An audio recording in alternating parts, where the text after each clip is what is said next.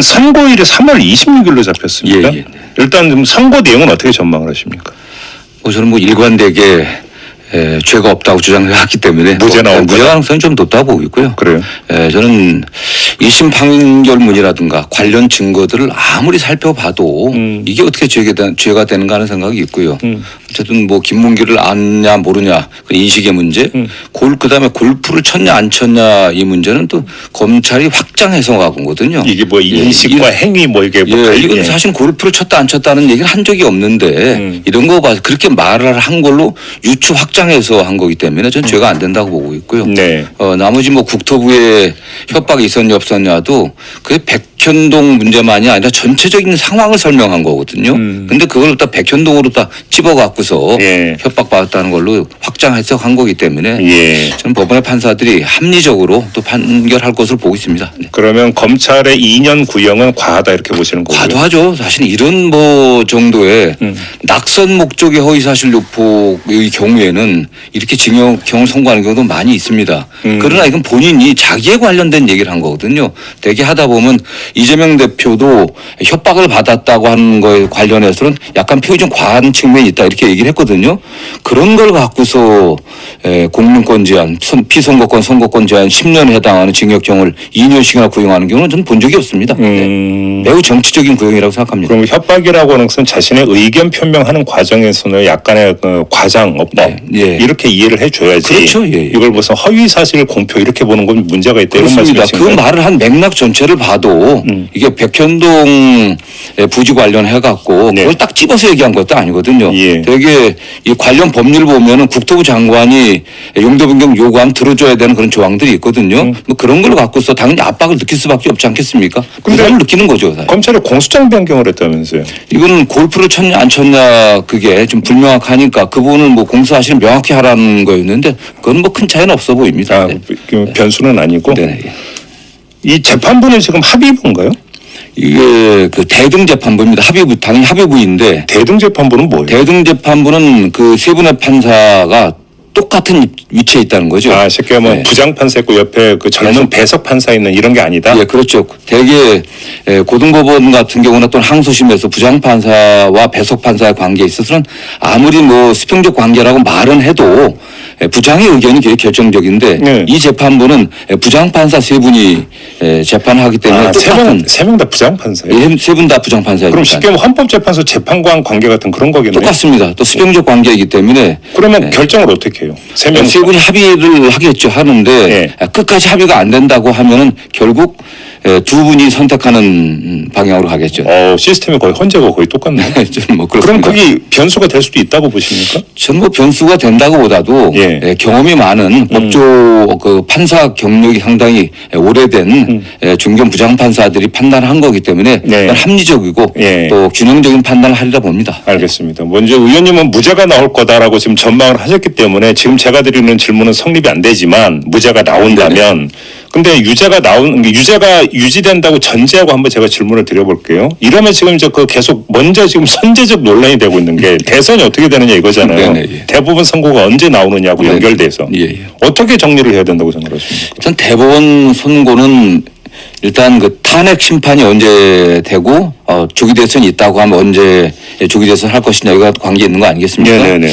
대법원 선거는 일단은 뭐 아무리 빨리 한다고 하더라도 6월은 넘어가지 않겠냐는 저 생각이고요. 어차피 그러니까 조희대 대법원장은 뭐 633을 계속 강조를 했잖아요. 뭐 지금 3개월 안에. 항소심도 4개월이 넘었습니다. 굉장히 빨리 했는데도. 예. 근데 대법원은 그렇게 할 수 없는 구조고요. 상고 기간이 7일이고 예. 또는 뭐 그다음에 소송 기록을 대법원에 넘기는 기간 14일이고 예. 그다음에 소송 기록 접수 통지 보내고 그다음에 상고 이의서 제출 기간이 또 20일이고 뭐 그간에 송달 여러 가지 문제도 있겠지만 뭐 그런 기간만 해도 한 두 달 정도는 보통 걸립니다. 통상적으로. 절차만 해도? 네, 절차만 해도요. 그리고 상고이서 제출하면은 검찰에 또 답변서 제출하고 또 그 과정에서 이게 대법원의 부에 배당이 되겠지만 또 이견이 있다고 하면 워낙 그 법률적인 문제이기 때문에 전원재판부로 갈 가능성도 좀 높은 사건이라고 봅니다. 그래요? 네. 자, 그러면 여기서 두 가지 질문이 성립이 되는데요. 한번 가정으로 2심 판결에서 형량과는 무관하게 아무튼 유죄 판단이 유죄가 됐어요. 네네. 그럼에도 불구하고 이재명 대표는 조기 대선 열리면 출마하는 거죠.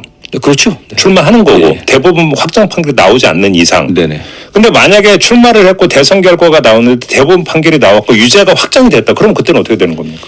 저는 대통령 선거가 나온다고 하면은 네. 거기서 만약 또 이제 뭐 민주당 후보가 또 이재명 대표가 국민의 선택을 받는다고 하면은 저는 뭐 그다음 재판은 진행할 수 없다고 생각합니다. 일단 헌법 84조가 내란 외환의 경우를 제외하고는 소추할 수 없다고 되어 있기 때문에 사실 현재와 같은 윤석열 대통령과 같은 현직 대통령이 내란죄를 범하려는 아무도 상상하지 못했습니다. 근데 그다음에 소추라고 하는 건 기소잖아요, 사실. 그 의미도 예. 그 의미도 수사와 기소냐 아니면 재판이냐라고 얘기를 하는데 일부에서는 그 이전에 진행되던 재판을 계속 해야 되는 거 아니냐라는 의견도 있는 것이고 왜냐 이런 상황 자체를 헌법 재정권자나 개정권자들이 그냥 상상을 못했던 거예요. 그렇죠. 그러나 이 법의 입법 취지는 국가 원수이고 국민이 선출한 대통령을 그 직무의 그 안정성 을 좀 보장하기 위한 것이거든요. 그렇기 네. 때문에 저는 뭐 또 그 부분에 관련해서는 사법권이 미치지 않는 걸 전제로 하는 겁니다. 예. 그렇기 때문에 당연히 재판이 중단돼야 된다고 저는 보고 있습니다. 네. 그렇게 보시는 거고. 네네. 근데 이미 이게 벌써 정치권에서 벌써 논란으로 점화가 됐잖아요. 네네. 만약에 진짜로 그런 상황이 연출이 돼서 논란이 거세진다고 치면 최종 판단 주체는 법원이 되는 겁니까? 아니면 헌법재판소로까지 갈 수 있는 겁니까? 어떻게 봐야 되는 겁니까? 모르겠습니다. 그 문제까지 생각해 보지 않았는데 예. 대법원에서 판단해야 되지 않겠습니까? 다만 네. 이 법의 입법 취지를 고려한다고 하면은 대통령의 국가원수로서의 지위 또 그 직무의 안정성, 직무 수행의 그 원활함을 도모하기 위한 그런 취지를 맞는 거기 때문에 그 소추의 의미를 해석하는 거 아니겠습니까? 그게 헌법 해석이 문제니까 헌법재판소로 갈 수도 있는 거 아닌가요? 그럴 수도 있겠지만 모르겠습니다. 이게 헌법재판소로 갈 문제인지 아니면 네. 재판 진행의 문제니까 예. 해석 물론 뭐 그게 다 쟁점이 되겠죠. 최종적으로는 그 부분 해석이 문제 되겠지만은 저는 기본적으로 헌법의 입법 취지를 고려한다고 보면은 대법원에서도 합리적으로 판단할 것으로 보고 있습니다. 그 주장을 한 거 아니겠습니까? 네네. 평을 좀 해주신다면요. 참 그 한동훈 대표가 어떻게 보면 주요 검찰 경력은 그 주요 검찰 경력의 대부분은 윤석열 대통령의 호위무사로서 역할을 해온 사람입니다. 네. 검사로서 평생을 살아온 분이에요, 사실요. 역시 검사 출신의 정치인이고 정치검찰의 의식을 벗어나지 못했다는 생각을 하고 있습니다. 그래요? 본인의 얘기를 하고 본인의 비전과 강점들을 얘기를 해야지 결국 한동훈 전 대표의 장기는요. 그냥 상대방을 비판하고 조롱하는 겁니다. 조롱에 있어 상당한 장기를 갖고 있습니다. 그런데 저는 어제 굉장히 위험하게 느낀 게 만약 이것도 가정이지만 한동훈 대표가 만약 집권한다고 하면 결국 윤석열 대통령과 똑같은 길을 가겠구나. 오히려 거꾸로입니까? 예, 왜냐하면 이재명 대표를 가장 위험한 계엄을 선포할 가장 위험한 인물이라고 보니까 역시 본인이 집권한다고 하면 한동훈 대표 똑같이 윤석열 대통령과 같이 정치 보복적 수사에 집중하지 않겠나. 이재명 대표 제가 하는데 모든 걸 다 바치지 않겠습니까? 그런 점에서. 그렇지 않겠습니까? 가장 위험한 인물이라고 얘기를 하니까. 그래요? 지금 이 상황에서 어떻게 아무도 계엄을 상상했던 국민들이 있겠습니까? 네. 그 그런 상상하지도 못했던 비상계엄을 윤 대통령이 했습니다. 그것도 이재명 대표가 그렇게 할 거다? 그런 상상을 하는 분이 그럼 어떻게 행동하겠습니까? 그걸 막기 위해서 모든 수단 방법을 다 동원하겠죠. 그래요? 예. 그럼 의원님이 한번 평을 해주세요. 한동훈 전 대표를 이재명 그 대표의 대선 경쟁자라고 설정을 했을 때 네네. 어떻습니까? 어떻게 평하시겠습니까? 저는 뭐 국민들이 검사 정치 3년을 지켜보지 않았습니까? 예. 검사 정치 3년의 결말이 결국 비상계엄이었습니다. 국정을 혼란시키고 국격을 땅에 떨어뜨렸습니다. 예. 그 검사 정치 3년에 있어서 윤석열 정권의 첫 법무부 장관 아니었습니까? 정치보복 수사의 칼날을 휘둘렀던 장본인이고요.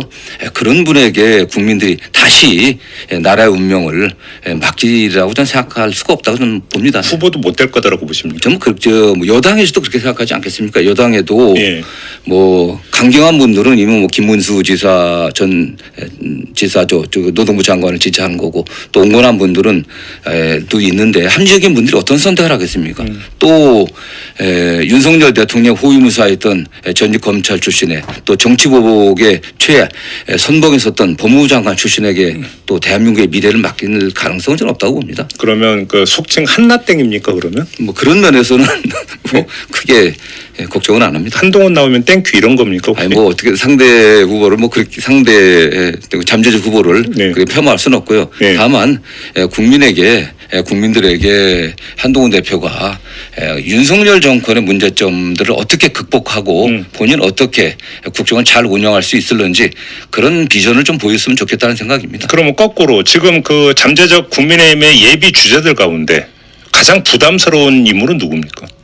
지금 어쨌든 이 비상계엄을 누가 선포했습니까? 윤석열 대통령이 선포했던 것이고 네. 그 비상계엄을 정당화하는 분도 있지 않겠습니까? 비상계엄을 정당화하고 탄핵을 반대하는 분들이 나온다 하면 민주당 입장에서는 괜찮습니다. 국민들이 심판을 해주자고 있기 때문에 결국 그런 면에서 좀 거리가 있는 분은 어쨌든 한동훈 대표가 네. 계엄에 반대했고 또 탄핵에 찬성하지 않았습니까? 그다음에 오세훈 시장도 지금은 좀 약간 포지션이 왔다 갔다 하긴 하지만 네. 그런 입장이기 때문에 좀 더 어떤 중도 확장성은 좀 조금 있다고 좀 보고 있습니다. 오세훈 시장 같은 경우. 네네. 그 이른바 명태균 특검법 내지 명태균 게이트가 어느 정도로 영향을 미칠 거라고 전망을 하세요? 어쨌든 지금까지는 명태균 씨의 주장 아니겠습니까? 그리고 황금폰에서 나온 그 대화 내용들인데 국민들에게 과연 뭐 오세훈 시장을 믿을 수 있는 사람인가라고 하는 그런 의혹을 줄 수 있겠지만 이거에 관련해서는 검찰이 신속하게 수사를 하는 게 좋은데 네. 지금 창원지검에서 중앙지검으로 이송했지 않습니까? 네. 중앙지검이 역시 그 정치검찰의 한계를 벗어나고 엄정한 입장에서 수사를 하려는지는 상당히 좀 걱정이 됩니다. 네. 근데